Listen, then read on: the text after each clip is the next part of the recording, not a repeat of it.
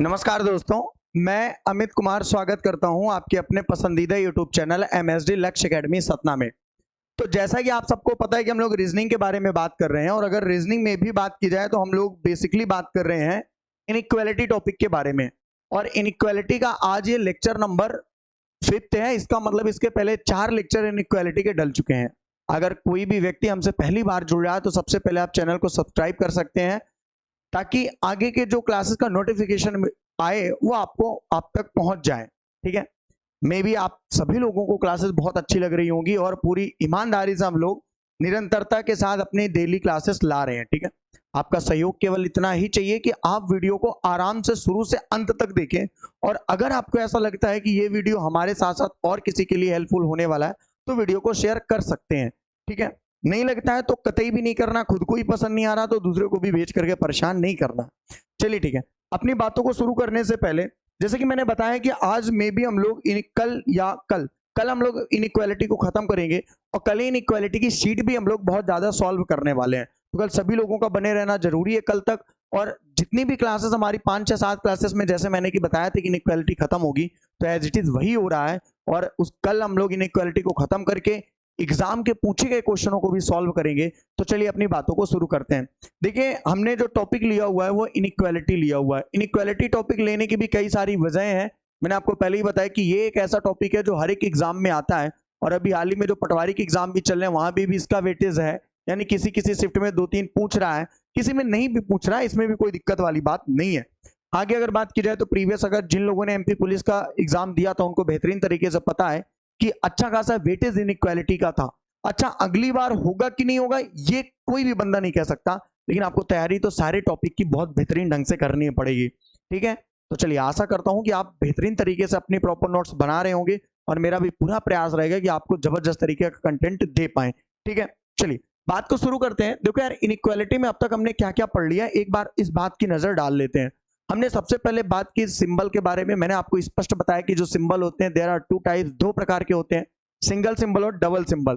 Single symbol का मतलब greater less और इक्वल, डबल सिंबल का मतलब ग्रेटर इक्वल लेस इक्वल और not equal.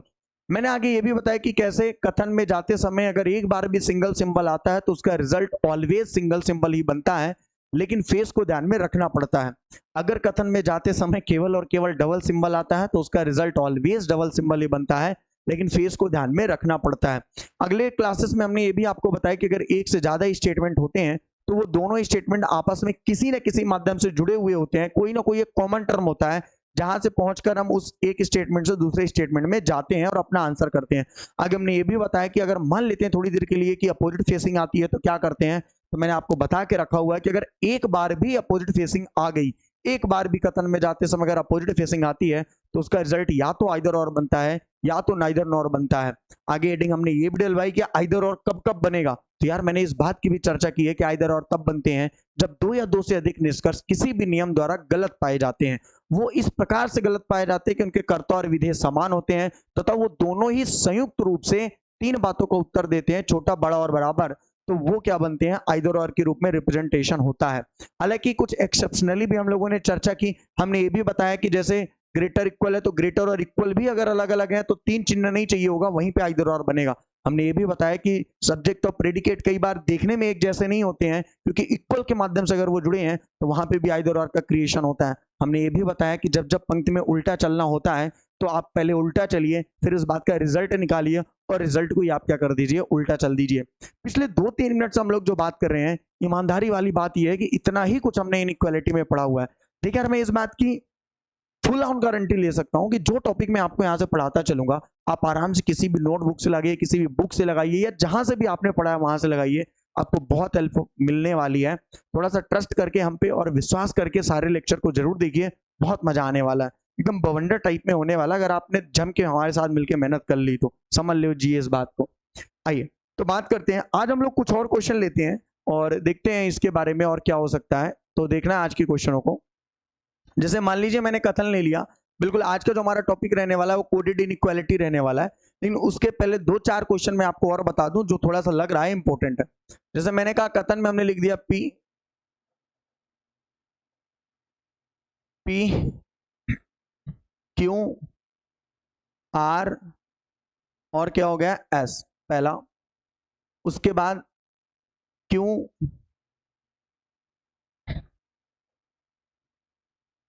Q P U और वी। ठीक है,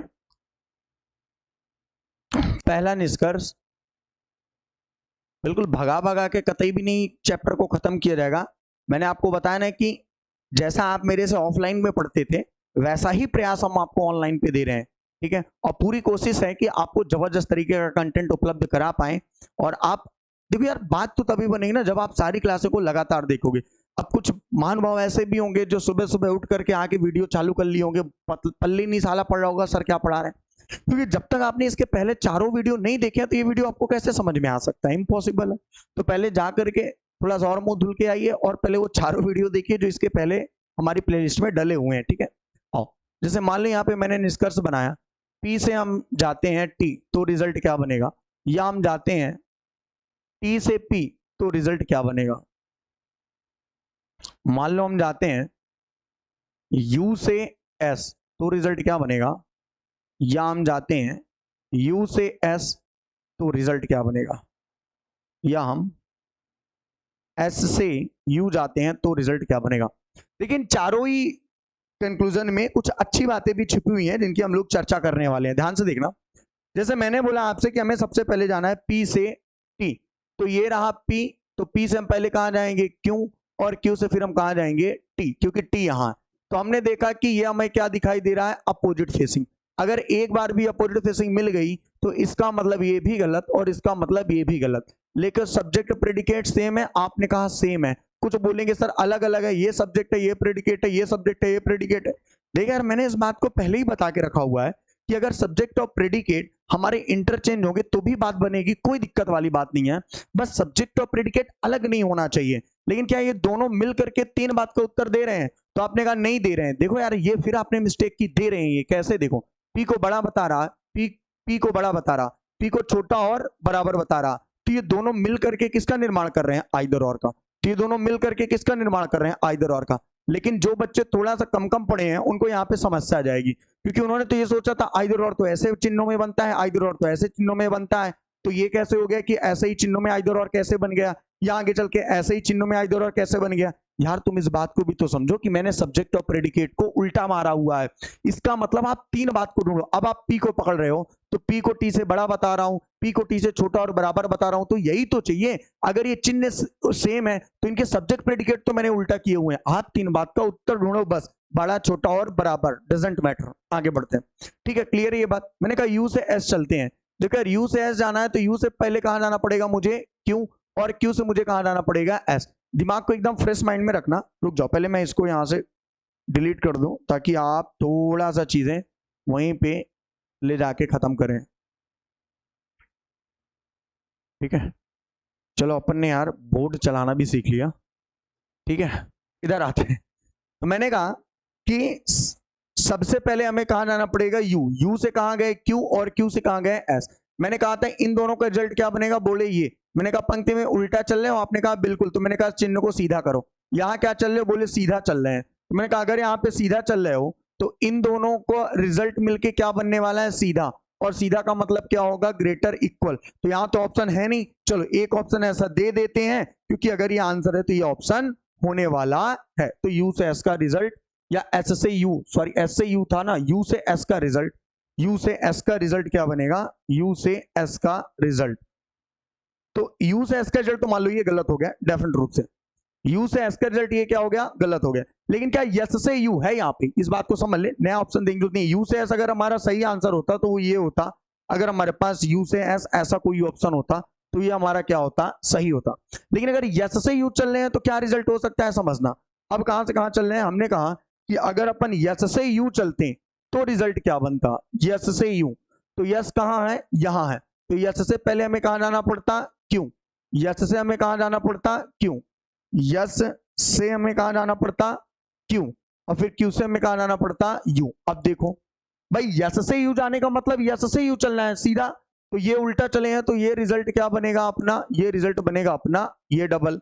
इसका तो कोई रूल नहीं है। यहां सीधा चले तो इन दोनों का रिजल्ट क्या बनेगा, ये। तो इसका मतलब ये इज अ राइट आंसर। ठीक है सर, ये दोनों में क्या अंतर? देख यार, दो अलग अलग बातें हैं। एक बार अपन यू से एस गए और एक बार एस से यू गए। यू से एस जा रहे हैं तो ये रिजल्ट बनेगा, एस से यू जा रहे हैं तो ये रिजल्ट बनेगा। और यार तू इस बात को क्यों नहीं मान रहा कि दोनों ही बात तो सेम ही है ना, क्योंकि फेस तो यू के तरफ ही है ना डबल का। बात खत्म। करेक्ट है, ओके है, तो ठीक। ऐसे क्वेश्चनों को भी ध्यान से देखना है। आइए कुछ क्वेश्चनों में और चलते हैं, यहां तक की बात आप नोट डाउन करिए। ठीक है, हो गया। चलो देखो फिर आगे बढ़ो। तो आगे चल के हम लोग और बात करते हैं। अगर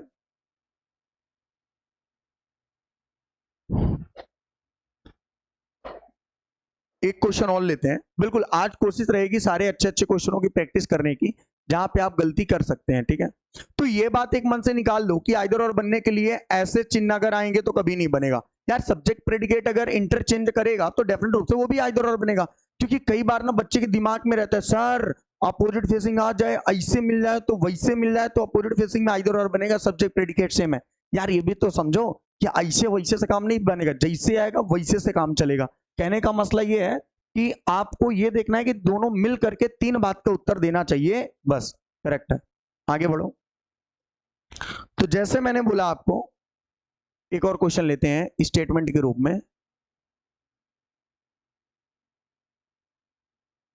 स्टेटमेंट, मैंने कहा ए, फिर मैंने कहा बी, फिर मैंने कहा सी, फिर मैंने कहा डी, फिर मैंने कहा सी, फिर मैंने कहा एफ या ई, फिर मैंने कहा एफ, और फिर मैंने क्या कहा जी।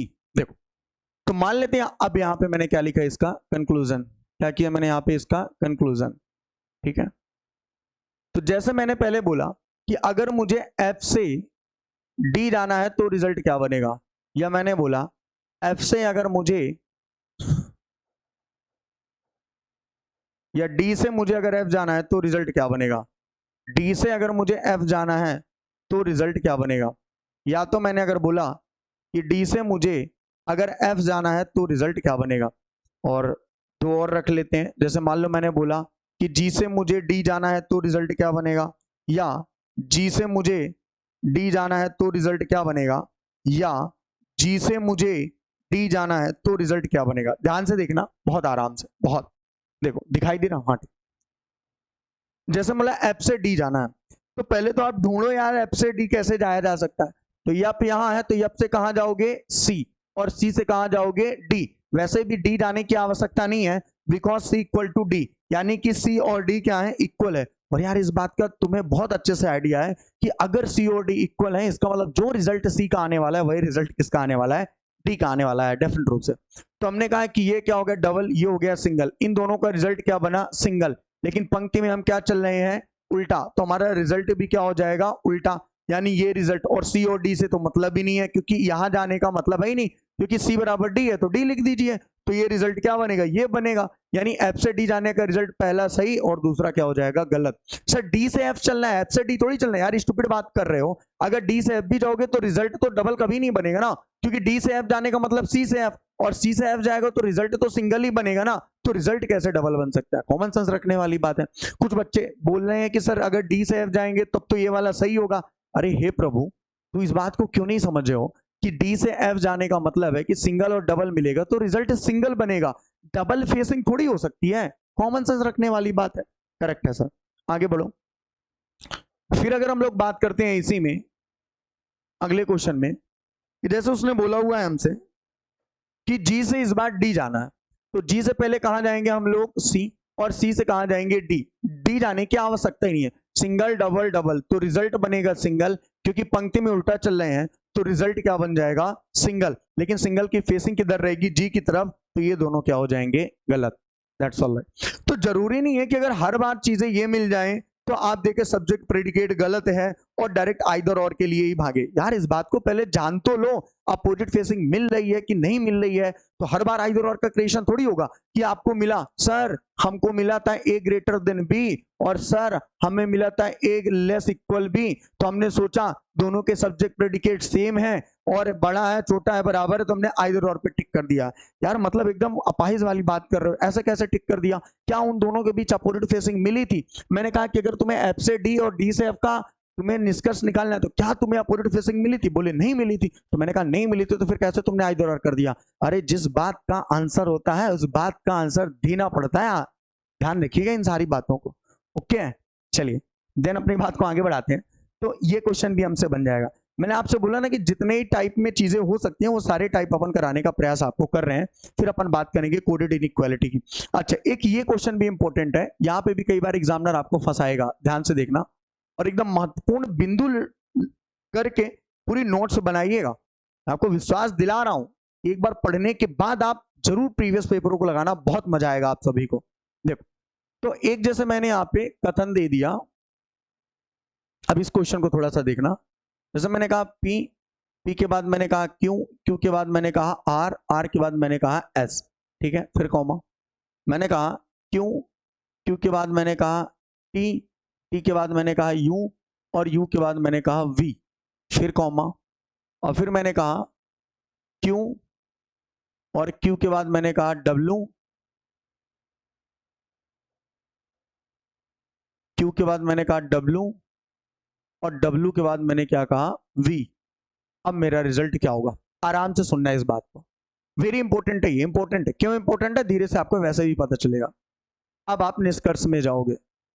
देखो यार ये सारी बातें उन्हीं को समझ आ रही होंगी जिन लोगों ने शुरुआत से पूरे लेक्चर को सुना होगा, और यकीन मानो अगर किसी भी व्यक्ति ने शुरू से पूरे टॉपिक को सुना होगा तो मेरा हर दिन आना होता है और हर दिन अपनी सारी पुरानी बातों को रिकॉल मारना होता है।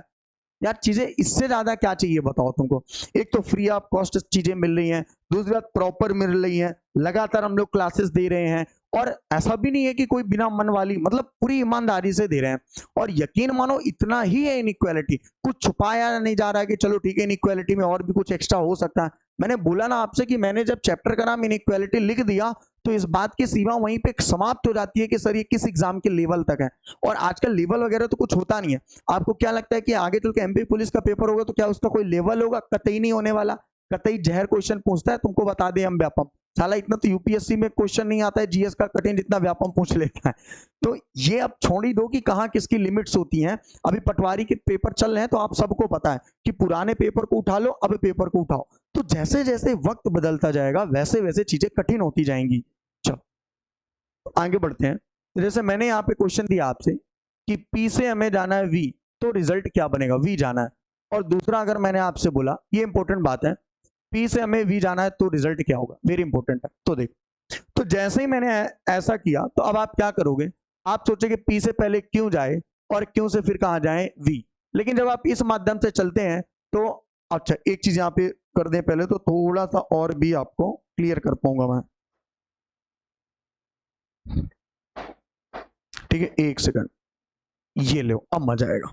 तो मैंने ये बोला कि हम चलते हैं P से Q और Q से फिर कहाँ चलते हैं? V। तो आपने देखा P से Q गए तो ये आया रिजल्ट, और Q से V जा रहे हैं मतलब अपोजिट मिल गया। और अगर एक बार अपोजिट मिल गया तो तुम तुरंत इन दोनों को क्या कर दोगे? गलत। लेकिन इस बात का विशेष ध्यान रखना यार, क्योंकि V यहाँ पे भी है। देखो क्या ये V आपको दिखाई नहीं दे रहा? आपने कहा बिल्कुल दिखाई दे रहा। तो फिर क्या करें? क्या उस V तक भी नहीं पहुंचा जा सकता? आपने कहा पहुंचा जा सकता है। मैंने कहा कैसे? तो आपने कहा सर बड़ा ही सिंपल सा है, एक काम करिए, आप पहले तो उस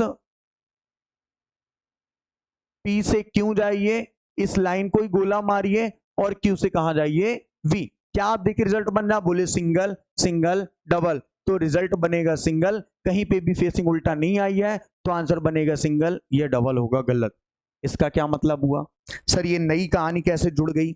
आपने बोला था कि P से अगर V जाना है तो हम P से Q गए और Q से V गए, यहां मुझे अपोजिट फेसिंग मिली तो मैंने इन दोनों को गलत किया। सब्जेक्ट प्रेडिकेट सेम थे तो दोनों ही कंडीशन में बड़ा छोटा बराबर बता रहा था, तो मैं तो आइदर और को आंसर करूंगा। आप बोल रहे हैं सर कि केवल पहला निष्कर्ष सही है, तो सर ये कैसे हो गया? देखिए यार, इस बात को पहले समझ लो तुम कि अगर मान लेते हैं कि कोई और भी रास्ता है उस मंजिल के पहुंचने तक का, तो डेफिनेट रूप से अपन उस मंजिल में पहली प्रायोरिटी देंगे जहां अपोजिट फेसिंग ना आए। इसका मतलब अगर पी से वी तक हमें जाना है और हमारे पास एक रास्ता ऐसा भी है जहां हमें अपोजिट फेसिंग को क्रॉस नहीं करना पड़ेगा, तो डेफिनेट रूप से हम उसी रास्ते से आगे चल के जाएंगे। तो पी से वी तक अगर हमें जाना है तो हम ये रास्ते का इस्तेमाल ना करते हुए ये रास्ते का इस्तेमाल करेंगे। इसका मतलब इधर हमें कतई भी जाने की आवश्यकता नहीं है। पी से हम क्यू जाएंगे और क्यू से हम वी जाएंगे। सिंगल मिला, डबल मिला और सिंगल मिला, ये तो आना नहीं है क्योंकि क्यू के आगे जाना नहीं है। तो हमारे जो फेज बने वो ये बने, ये बने और ये बने, और ये तीनों मिल जाएंगे तो रिजल्ट क्या बनेगा? सिंगल बनेगा। That's all. करेक्ट है? ओके है। देखिए यार, जैसे जैसे चीजें बढ़ती जाएंगी वैसे वैसे थोड़ा चीजें कॉम्प्लिकेटेड तो बनती ही जाएंगी। अब यार दो तरीके हैं, या तो हम तुम्हें कठिन बातें पढ़ाएं ही नहीं और दबे से हल्की हल्की चीजें पढ़ा के मैं निकल जाऊं और आपको भी लगे सर यार कमाल का पढ़ाया सर ने, बहुत ही सरल पढ़ाया, हमसे सारा बन गया। लेकिन आपके हिसाब से मैं नहीं पढ़ा सकता ना, एग्जामिनर क्या चाह रहा मैं वो पढ़ाने वाला हूं। और जब मैं आपको इतना कॉन्फिडेंस के साथ बोल रहा हूं कि एक बार मैंने इनइक्वालिटी खत्म कर दी, आप किसी भी किताब से लगा लेना, अगर आपसे नहीं बने तो यार फिर मतलब आप हैं और हम हैं। आपके हाथ में बटन रहेगी डिसलाइक की, जरूर वहां पे टच करना और कमेंट में लिखना कि सर ये किताब का ये क्वेश्चन इनइक्वालिटी का था जिस टाइप में आपने नहीं पढ़ाया था। मतलब ऑन रिकॉर्ड में इस बात को कह सकता हूं कि जितने टाइप हम लोग पढ़ा देंगे यार किसी बुक में भी उससे ज्यादा टाइप आपको नहीं मिलने वाले हैं। लेकिन थोड़ा सा ट्रस्ट करके आपको चीजों को समझना पड़ेगा। करेक्ट है? ठीक, आगे बढ़ो। तो ये भी सही है। अब देखो, हाँ एक बात और, अब कुछ लोगों का ये था कि सर सारे चिन्ह आ चुके हैं लेकिन नॉट इक्वल नहीं आया है, तो चलिए एक बार चर्चा नॉट इक्वल चिन्हों की भी कर लेते हैं कि नॉट इक्वल का क्या रोल होने वाला है, क्योंकि सारे चिन्ह नहीं आए हैं लेकिन ये भाई साहब नहीं आए। अच्छा मुझे एक बात बताओ, अगर मैंने कहा इक्वल और इक्वल है तो रिजल्ट क्या बनेगा? आपने कहा इक्वल और इक्वल का रिजल्ट बनता है इक्वल, मैंने कहा बिल्कुल। लेकिन मैंने कहा कि अगर नॉट इक्वल है और नॉट इक्वल है तो इसका रिजल्ट क्या बनेगा? बताइए जरा। इक्वल और इक्वल का रिजल्ट तो इक्वल बनता है, लेकिन नॉट इक्वल और नॉट इक्वल का रिजल्ट क्या बनेगा? बिल्कुल गलत जवाब, नॉट इक्वल कतई नहीं बनेगा। या तो बड़ा होगा या तो छोटा होगा या तो क्या होगा? बराबर होगा। ये कहां से आया सर? आइए बताता हूं मैं आपको, अब ध्यान से सुनना है यहाँ पे नॉट इक्वल। तो ये कहां से आया?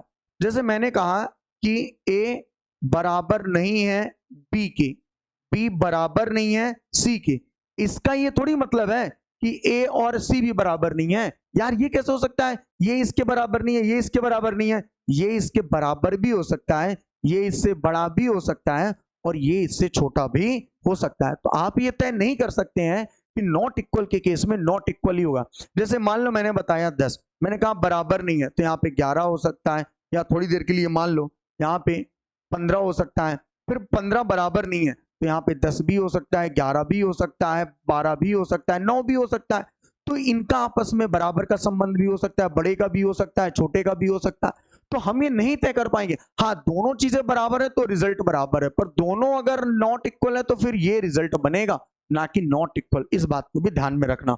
तो अब मैं जो आपको बताना चाह रहा हूं, फोकस आपका पूरा वहीं पे रहना चाहिए। मैं आपको ये बताना चाहता हूं भाई साहब यार कि जो नॉट इक्वल की एंट्री होती है, यानी कि जैसे देखो मैंने कहा जैसे मैंने कहा A is not equal B greater C. अब अगर मैं बोलूं ए और सी का रिजल्ट क्या बनेगा? फिर अगर अगली बात मैंने बोली A is not equal B greater equal C, तो इस बात का रिजल्ट क्या बनेगा? या मैंने बोला A is not equal B या लेस सी, तो इस बात का रिजल्ट क्या बनेगा? और यदि मैंने बोला A is not equal B, B less equal C, तो इस बात का रिजल्ट क्या बनेगा? सेम चीजें मैं ऐसे भी कह सकता था कि अगर मैंने बोला A greater B, B is not equal to C, तो रिजल्ट क्या बनेगा? और अगर मैंने बोला A greater equal B, B is not equal to C, तो रिजल्ट क्या बनेगा?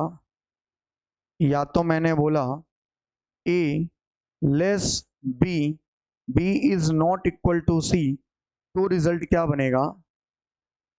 या तो मैंने बोला A less equal B, B is not equal to C, तो रिजल्ट क्या बनेगा? तो यार फिर से इस बात को ऐसे ही मानो।